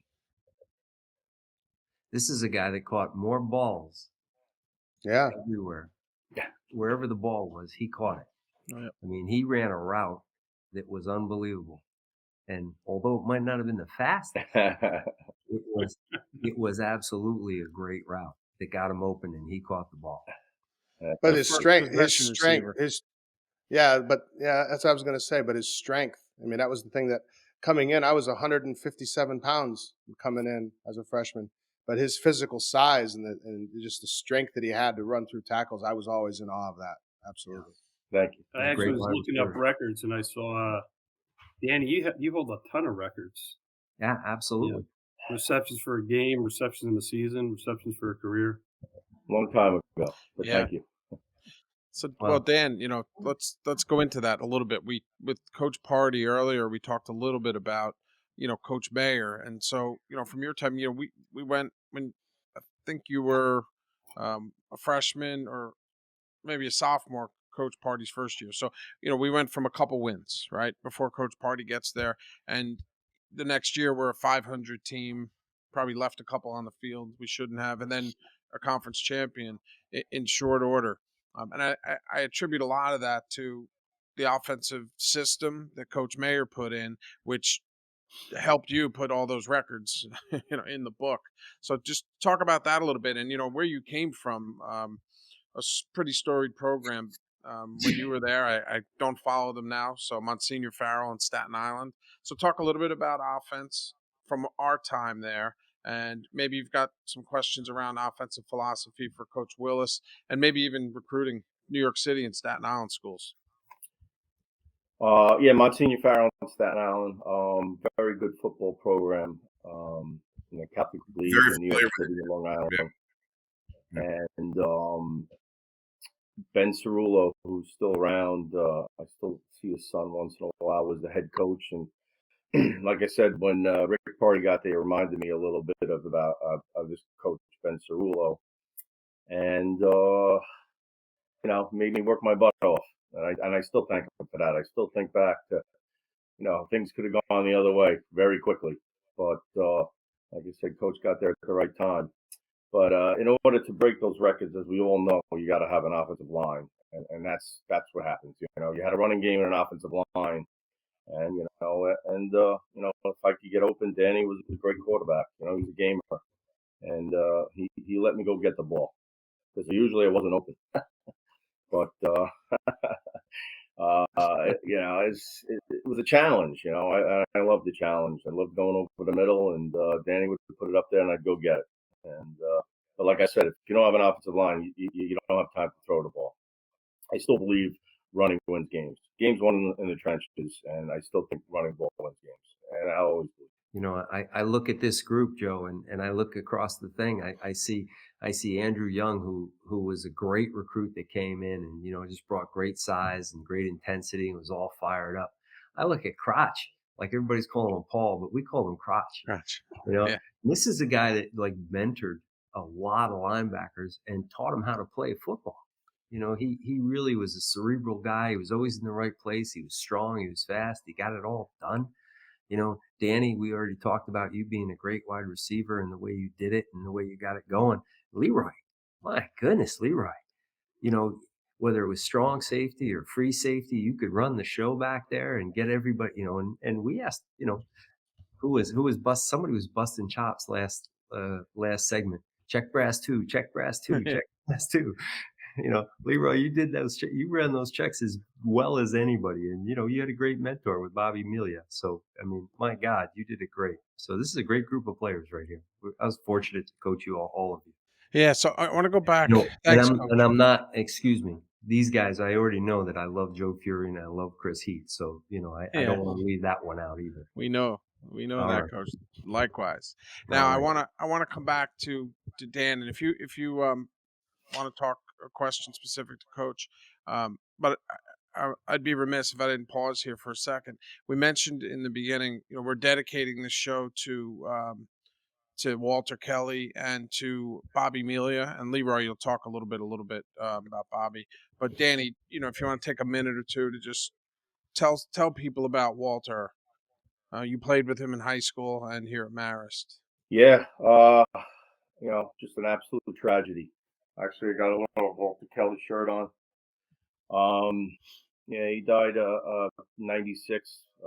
Terrible drunk driving accident. Someone killed him. And Walter brought everything to the table.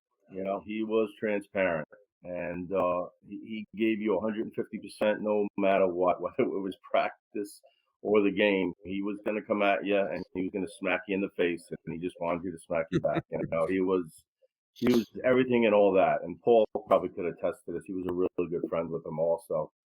Loved him. He was unique and as genuine a person as I've ever met, and I'm 54 years old. I miss him every day. He was a good man, and it's just a shame. It's just a shame. His life was cut short, but he had a great 26 years though. There was nobody tougher. And he was a skinny guy, and he played offensive line in the early years. I think, Coach, you may have moved him over to defense, if I remember correctly. But I remember him being in the huddle, and he comes back to the huddle and said, "This guy just called me a beanpole." And we were laughing about it. And the next play, that kid was on his back. Walter put him on his back. So he was a tough kid. So, and Leroy, I'm going to give you an opportunity in a little bit to talk about Bobby after some questions. But Dan, were you good? Did you have any questions for Coach? I was looking at the roster, and I was actually noticed lack of ball players from the Catholic League in New York City and Long Island. A lot of Jersey guys, and I live down in Central Jersey now. But I was wondering if you're ever going to tap into that talent pool that spreads out through New York City and Long Island. Yeah, I can't comment on this year's recruiting class, but I can allude to the fact that we've tapped into that market and we're excited about it. Two of the better players I played with and two of my closest friends from Princeton were Long Island guys. Chaminade. I've been around great players from St. Anthony's, and yes, that region is very important to me. I can't speak to our current roster as I'm just focused on developing them, not where they're from. But in the long term, yes, that is something that's important. I wish you nothing but the best of luck, Coach. Thank you very much, Dan. So, Andrew, I'm going to come to you. I'm going to go back to, and I believe it was probably around January 1st, when Tim Murray called me and asked me if I would, ask me to kind of sit down with Mike. One of the first calls that I got was from you because I think we had connected on Facebook, but you had mentioned to me, and I knew that your son was at Princeton. So, and I don't want to say doing a little prep for that meeting, but I gave you a call. So we know that there's a lot of history within Coach Mike's family. His grandfather was the CFO, but he actually recruited your son, and you've actually spent time. You were early in his career. You had him in your home during a recruiting visit. Why don't you talk a little bit about your experience? Yeah. Sorry, I didn't mean to interrupt, Chris, but I know Andrew very well. Go ahead, Andrew. No, good to see you, Coach Party. Good to see you. But as we talk, Chris, I know Mike very well. First met him back in 2000 or 2020. He was recruiting my son, and actually, no, I take it back. 2019, and because he's class of 2020 high school, and great experience. Look, I was super excited to see him up there. I know what talented coach he is and a motivator of men he is, and so excited to see the opportunity in front of you, and looking forward to watching your success, Coach, as you move forward. But I've seen over the last 3 years at Princeton football, seen the excellence that the team has had and the high power offense. As I watched Coach, you were just tight ends coach, and then you're promoted to offensive coordinator. And I've seen watch that offense. That your first year as OC, you guys went undefeated, and you had like the number one offense in the Ivy League. And so I know the type of coach that Coach Wells is, and the type of program he comes from, and excited to see that coming over the Marist. Thanks, Andrew. I appreciate it. Armand was a highly recruited guy, by the way. A lot of Andrew's son, Armand, and I was very excited to get to coach him. And since a lot of people have been asking about recruiting battles, I've always been unafraid to go toe to toe with other great institutions, and was proud to get Armand on our team, and glad he ended up. Yeah, I'll tell you a story about that, coach. I don't think I've told you this, but obviously I stayed coach. I stayed close to the program, and I would make these appearances. I did a lot of traveling up up to support IBM or whatever. I came up on one trip, and I was actually doing some work with the FBI, and I'd stopped in the office, and when I walked in, Coach Parody was always so welcoming when anybody came by. And I remember I walked in when they were all huddled around that same office that you now have, and they had the tape out. And he said, "Hey, Chris, come in here, sit down. Let me know what you think of this guy." And they started pulling up a lot of his huddle films, and it was actually Andrew's son. And he's like, "We're going to take a rung at him, but I don't know if we're going to get him. But that's Chief's kid." That was the thing. We don't know him as Andrew Young. We all knew him as Chief because he was just such a big stature of a guy. So I'm going to turn things over to Joe, but I wanted to tell that story because to see how that goes, and to your point, he was a highly sought after recruit. I watched it firsthand. Andrew, how you doing, buddy? And with talking about Armand, I'll find it and I'll send it to you. But I have that really cool picture of Armand and Brandon was like a little kid with Terrence Fidei, Yep. up at maybe a spring game. Spring So game, yeah. I got to dig that one out. But you were, if I remember right, you recruited by some bigger schools. What was what made you make your decision for Marist? So funny story. So recruited, and so as you guys know, Tom Coyne is from my hometown. So it's my senior year of high school. I think it's winter break or whatever, and I'm at Tom's house. He's throwing a little bit of house party, and he asked me, "Where are you thinking of going?" And I was like, "Marist is on the list," and he's like, "That's it. You're coming to Marist." And so he was like, "You have to go to Marist."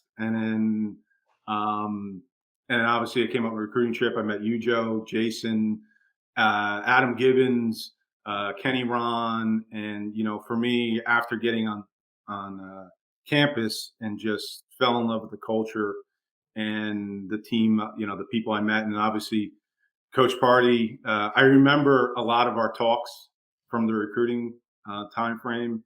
It wasn't text or Twitter. We had long phone calls, and you were worth it. Remember that and the culture you were looking to build, and I just felt it was a good place for me, and it just felt at home. I remember the drive home after my recruiting trip and talking to my dad about it, and he's like, "No, this feels like a warm place for us," and he was excited about the opportunity. You were well worth the conversations, Andrew. You were well worth it. I enjoyed them all. A heck of a player. A heck of a player. Yeah, Andrew, do you have any questions for Coach Willis? Yeah, so Coach, I've seen your success at Princeton, and I'm looking, as you're thinking about, what you're able to accomplish with your offense and the strategy there. How are you looking to bring, what's the offensive style player you're looking to bring to Marist? And so, how are you looking to replicate your success here at Marist that you experienced at Princeton? Well, you always hope to evolve as a football coach, and no different than any other business, trade, or passion you have in life. And I hope to be better at what I do. One fun thing about building the offense here, along with Coach Bob Davies, our OC, and our whole staff, has been looking back at lots of old film and peeling back the layers of different things and what suits the strengths of our players, and realizing, how much scratching your head at some of the things I had done earlier as a younger coach, but in a positive way, because that means that you've grown. And I hope to take the lessons I've learned there, but to continue to grow, to work with our staff, to work with our players, and most fundamentally to have a player book, not a playbook. What are our guys good at? How do I put them in formations and situations that allow them to succeed? How do I get the best 11 on the field for any given situation? Because ultimately, we're your best 11 players for that situation. What formations on offense allow them to threaten the defense with the most possible jobs they could do well on that play? And then finally, the plays, which ultimately should be the easy part within a good systematic approach to football. That's very, very, very important to me. And I have been so enjoying after, watching film from last year, watching high school film, and then months of speculation based on weight room work.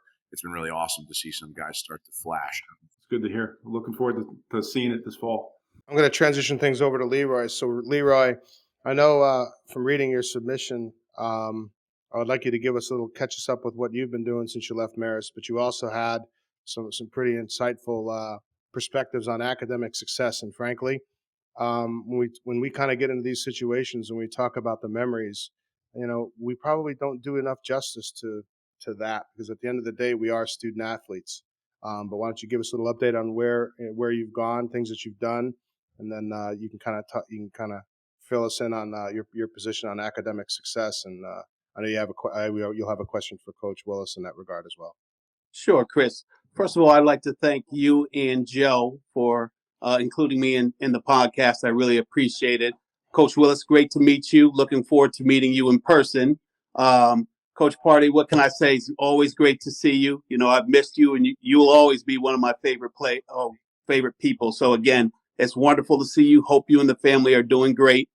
Leroy. Thank you. Thank you very much.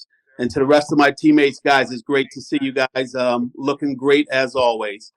In terms of me, since leaving Marist, I actually work for the state of Connecticut. I'm currently a social worker for the Department of Children and Families.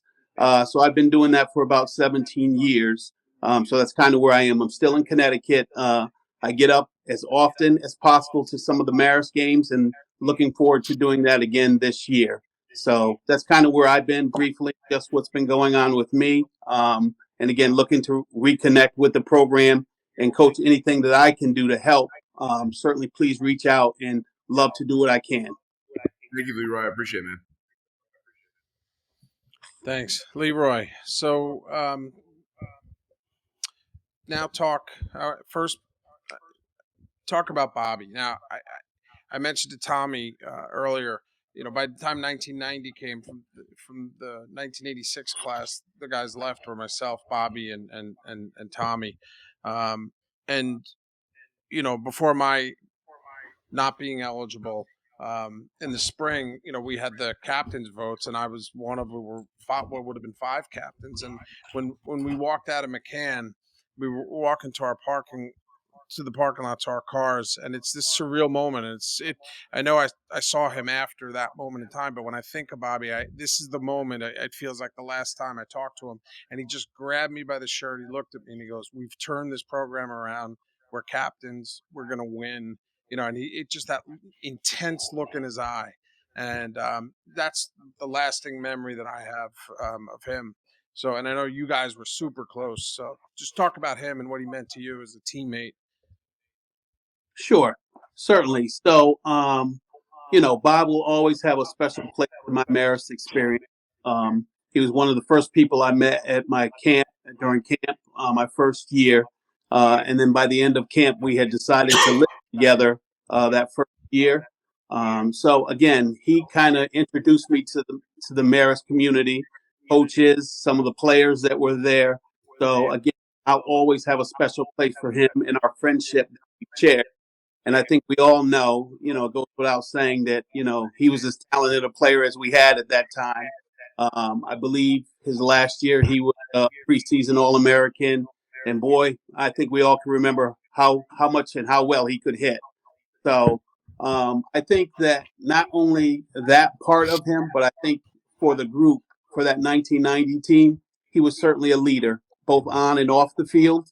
I think the friendships and the bonds that he developed with some of his teammates and players. And I think oftentimes, by example, on the field, he certainly wasn't a rah-rah kind of guy, but he led, basically through his play.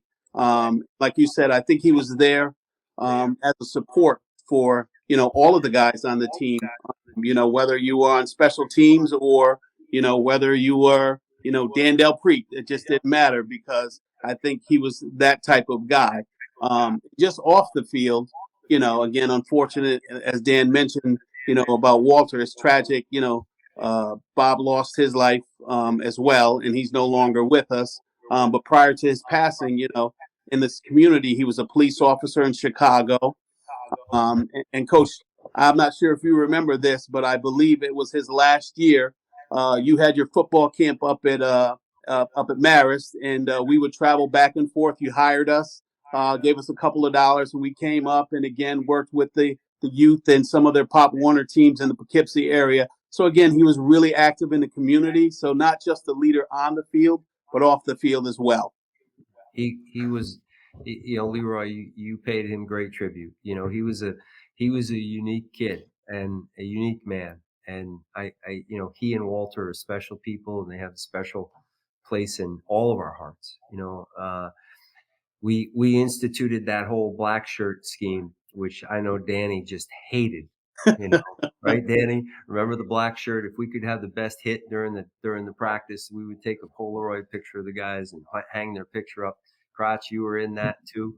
You all got a piece of that. And Bobby seeked that hit out every minute of the day. I would have to tell Bobby, this is not a black shirt time. You can't, and he would still take the shot. And Dan would get mad at him on occasion, I'm sure, but Bobby wanted to hit. I think he led. He might have been the leading. My goodness, I think he might have led the nation for defensive backs with safeties. Excuse me, sacks. He was just tough. He finished the season as defensive player of the year in our conference. So, he had a heck of a year. But I kept bringing him. There was no doubt. Yeah, he's a great player. So Leroy, I got to give you credit, and this may be trashing everybody else, but you sent in probably 4 or 5 of the best questions. So we were going to steal some of them for some of the other guys who fell short a little bit in the first segment. But you wanted to talk to Coach about his plan around culture and positive influence and inclusion, in the culture of the program. So why don't you jump in and chat with Coach about that? Sure, Coach. So let me just start by sharing my memory from Coach Party, which I thought was just a brilliant exercise in terms of the culture at Marist. I remember my roommate, and again, I was a transfer. I transferred into the program, so I didn't know but a handful of guys. And I just thought it was brilliant that Coach Party didn't have those kids that were familiar with each other rooming together. So what ended up happening is you may have a kid from New York City rooming with a kid from Rome, New York. And we had to learn about each other, have discussions about each other's background, which I thought was, a wonderful way, and also helped me get to learn, 75, 80 other young men. So my question to you, Coach, is how do you plan to foster a positive and inclusive team culture moving forward with the program? That's a really broad question. I think first is positivity comes from starting with your expectations with how they expect to be treated. They know that I will often demand of them, but I will never under any circumstances demean them. So it's very, very important to make that distinction. You can push someone very hard to be the best version of themselves, to make great demands of them, to hold them to standards, occasionally, when appropriate, to administer significant correction, but never cross the line into attacking their character or their personhood for any reason at all. I want guys who know the day is going to be hard and relish in that and are excited to be pushed to their limits.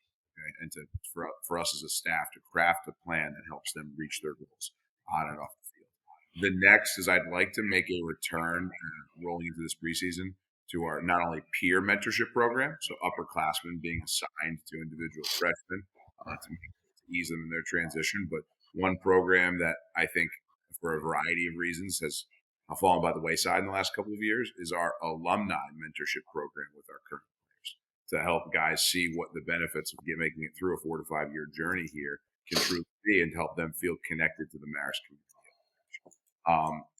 I think we're doing a good job of that. I think, Paul would know better than me, and so would Joe, but I'm trying very hard to both establish some strict guidelines, but also to have fun. Our guys do a red fox jumping jack at the end of each warm up, to kind of kick off the next hour and 50 minutes of practice. And usually I'm staying on the side watching. The guy who got in the middle today, Jackson Millett, who's the returning captain, got me so fired up that I just went in. I was swept up in it and really enjoyed that moment. So I want them to see me for who I am. I want them to feel excited to come to work, and I want to make sure we build serious bonds that both shared sacrifice and different mentorship programs allow guys to feel a real connection to each other, feel like they're in the Thank you, Coach. Awesome, Coach. Well, listen, guys, we're 32 minutes in. I think back to some of my first conversations with Coach. We've always talked about how we were going to do this, and inevitably, the overwhelming response from just former players from all these years have led us to multiple segments. And I can't thank you guys enough for offering us your time and, more importantly, sharing your stories. One of the biggest things we want to do is document a lot of the history. But that history resides in each one of us. I call it the common thread. It's this common thread that resides within each one of us, and that was Marist football. So we're going to bring this segment to a close, and what I'm going to do is I'm going to do similar to what I did with Rick Butler. Coach Party, I'd like to ask you one question. Obviously, we connected you with Mike, so you guys now have your own line of communication behind the scenes. But think back, 32, 30, maybe 37 years now when I would have come in as a freshman. Did you ever think that you would be where you are right now, sitting online with a bunch of us talking about this and telling some of these stories? And after that, what you have any final parting shots or advice to Coach Willis as he goes through this transition? I think, I go back to 27, being 27 years old and hearing Dan Del Prete and so many of these guys just being, 8 years younger than me. I think that this is a special group of human beings. They chose to raise the level at Marist College. There was a spot where maybe things might have went in a different way at Marist. And these guys believed that it could be better and it could be different. And, Scotty DeFalco touched on the foundational piece. These guys chose to create a foundation that I think Coach Willis will build upon. I know, guys like, there's everybody that's come through this program has chose to build upon that foundation. Coach Parody, I love him to death. He's a guy that cares about all of you guys and has cared about this program and his stewardship has been outstanding. There's so many of you guys that have come through this program and made it better. And to me, to be associated with you, whether it's Scott Rumsey, whether it's Tommy Coyne, and all the other guys that have come through it. We've talked about a lot of guys today. You guys are outstanding human beings. You've made your mark. And you've made your mark for the next group of kids to come through it. Well, we did that. Now it's time for Coach Willis. And it's time for Coach Willis to make his mark with his players, building upon what you guys did. You should be honored by that. You should be honored. I'm honored that Coach Willis has taken the program and taken the mantle from all of us.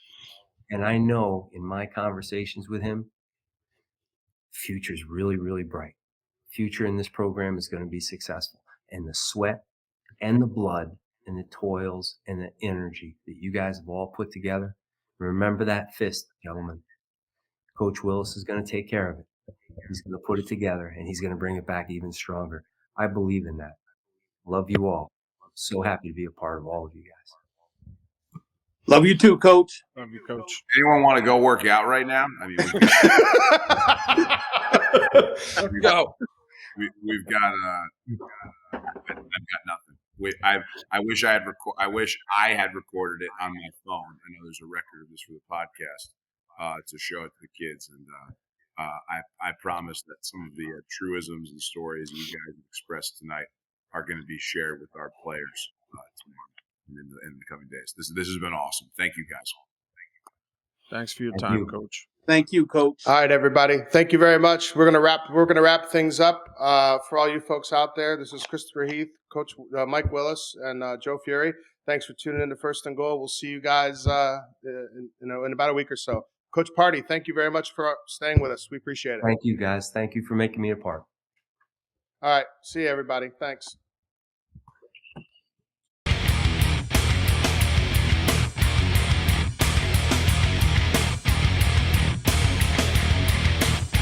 Oh, wow.